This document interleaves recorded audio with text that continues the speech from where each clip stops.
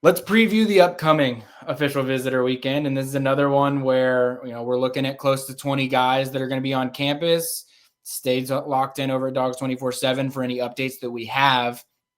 Once again, I've broken them down into tiers just in terms of how you should think about these recruitments coming into the weekend. And the first one that I'm going to start with is pretty simple, the commits category. Georgia's got 4 commits coming in this weekend. Brady Marchese, wide receiver from Cartersville. Graham Houston, offensive lineman from Buford, who earlier in an article today, as we're doing this, I wrote an article about all of Georgia's commits. And in the intro, I was listing out all the guys that had committed, in the last 6 or in the last 5 weeks, basically, and that we weren't going to get too deep into the details with them because it was so fresh. There wasn't a whole lot new. And instead of saying interior offensive lineman Graham Houston, I wrote interior offensive lineman Tate Ratledge, which should tell you how I feel about Graham Houston and the type of player that he's going to be, because that's exactly what happened in my brain as I was meaning to write out Graham Houston and wrote out Tate Ratledge. But defensive lineman, Seven Cloud out of junior college, and then Keelan Jones, safety from Sprayberry High School. Not a whole lot to add on these. I did have an article earlier this week at Dogs 24/7, stick or flip. You can go check that out and just sort of get a sense of where you feel like each of these guys are. But I don't think there's going to be any significant news coming out of the weekend. I'll say Brady Marchese and Keelan Jones are likely to take official visits to Florida and, in Brady's case, South Carolina later in the month. So it's something we'll keep an eye on. But I don't think that anything newsworthy or notable is really going to be known or come out of this weekend when it comes to any of those players. In Seven Cloud's case, nice to get him back for the second weekend in a row. He was on an unofficial visit last weekend and then was back on an official visit this upcoming weekend. So I know there have been some jitters from folks ever since he hired Drew Rosenhaus, but I think that those have been tempered for now. The next category, which is a relevant one, especially with this episode talking about Justice Fitzpatrick and Carter Lucky, is the family ties category. You've got Ekene Agboko, offensive lineman from South Garner in North Carolina, and PJ Dean from, I believe, West Forsyth High School in North Carolina. Ekene Agboko is the younger brother of Georgia defensive lineman Nnamdi Agboko, and PJ Dean is the younger half-brother of former Georgia offensive lineman Jared Wilson. Did I just say PJ Dean's an offensive lineman or a defensive lineman? I think you said defensive lineman. If not, that we can make sure that the folks know he's looking to be a defensive lineman. Yeah. The people need the raw, uncut Ben mistakes out there. To be fair, it's a situation where he was an interior offensive lineman, has transitioned to defensive line this year. I do think these are situations where, depending on how persistent Georgia gets this weekend, I could see either of them in Georgia's class.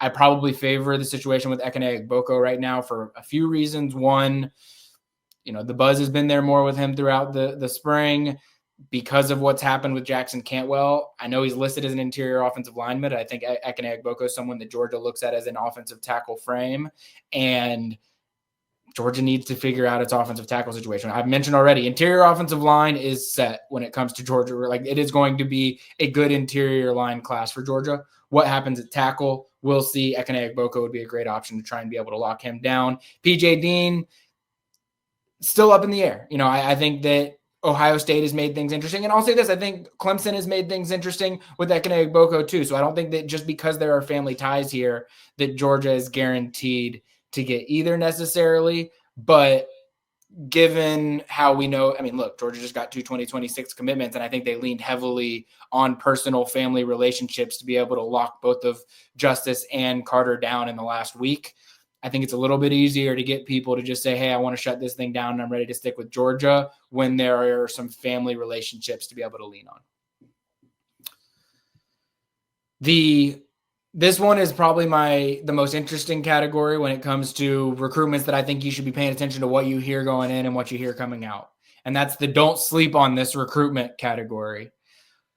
One, I don't think anyone's sleeping on it really, but I think that they might be sleeping on it a little in terms of where Georgia fits into the picture here, and that's running back Savion Hyder. Not saying I think that he's favored to end up at Georgia, but I think that Georgia has been said to be running fourth for Hyder behind Ohio State, Michigan, and Tennessee pretty much everywhere that you look. Hyder hasn't spoken a whole lot on his recruitment. Like, this is a guy that is pretty quiet, generally speaking, and I think that he is trying to get through all of these visits without, putting too much out there on where he's feeling. I've said it before and I'll say it again. This is a guy that is high on Georgia's board. If you're talking all positions, you're talking running back, you're talking offensive side of the ball, this dude's going to be near the top. And let's just see what we hear coming out of it. It's one that you definitely, if there starts to be Georgia buzz coming out of the weekend, I would say, whoa, let's tune in and start paying attention to this one very heavily. Tyren Wortham is a UCF wide receiver commit from Booker High School in Sarasota, Florida, high school teammates with Chauncey Kennan. They will both be on visits this weekend, I should say. But Ty Wortham, not talking about him enough. This guy, Georgia loves this guy. A lot of programs love this guy. You see UCF commit, and I think that a lot of people sort of downplay it. It's like, this guy's committed to UCF. How good could he be? Sometimes these smaller programs have to be a little bit more detail-oriented when it comes to identifying top talent early, and I think sometimes you see it play out this way. Do not sleep on Tyron Wortham. Big time player. The same I'll say for Chase Calicut, North Shore, and Houston. He's listed as a safety at 24/7 Sports. He's told me that he's getting recruited as a cornerback everywhere, and my understanding is Georgia's recruiting him as a cornerback as well. I told you to start peeling your eyes open for Justice Fitzpatrick a few weeks ago. Start peeling your eyes open for Chase Calicut is what I'm going to say here. Georgia likes this guy a lot. 6'3" cornerback. We've seen Georgia in the past. Daniel Harris's of the world. They love a good frame. They love having cornerbacks that fit slightly different physiques. Justice Fitzpatrick's a little bit different. I think that they would love to add Chase Calicut here as well. I'll add 3 names where I'm not 100% sure where things are at with them, but don't sleep on them just because I think that things could get more interesting than people think. Braden Fogel, tight end, just by nature of what happened with Mark Bowman, I could see Georgia pushing for Braden Fogel a little bit more. Tamarian Watkins and I'll also say Kenneth Goodwin are both linebackers. And Tamarian Watkins is listed as a safety a lot of places. Georgia is recruiting him as a linebacker. I cannot speak to what other position groups he's getting recruited at, but I think most people are recruiting him as a linebacker. South Carolina, Miami, Florida, they're all involved.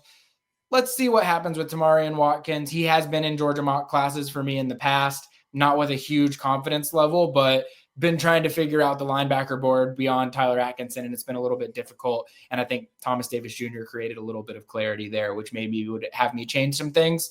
But out of that don't sleep on those recruitments category, Jordan, who are you sleeping on the most?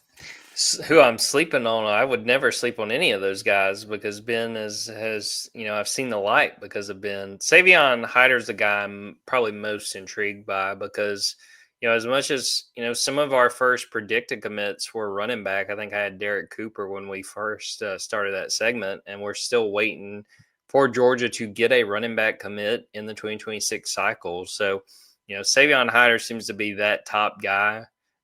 But he's that top guy for teams like Ohio State, Michigan, and Tennessee, like you mentioned. So to see there, and then, I can't believe you talked about Ty Wortham and did not mention that he made your predict-to-commit team.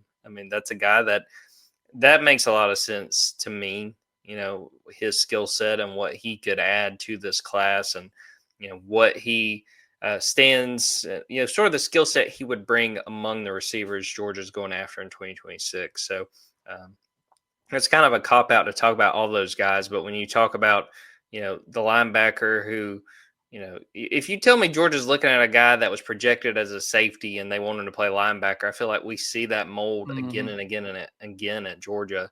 That one really fascinates me because just like running back, we really don't know where Georgia's going to wind up when it comes to linebacker in 2026. Oh, I didn't bring it up, Jordan, because the job's not finished yet. Georgia's still got to close Tyron Wortham down, but I like that flip a commit prediction at this point in time. I'll say that.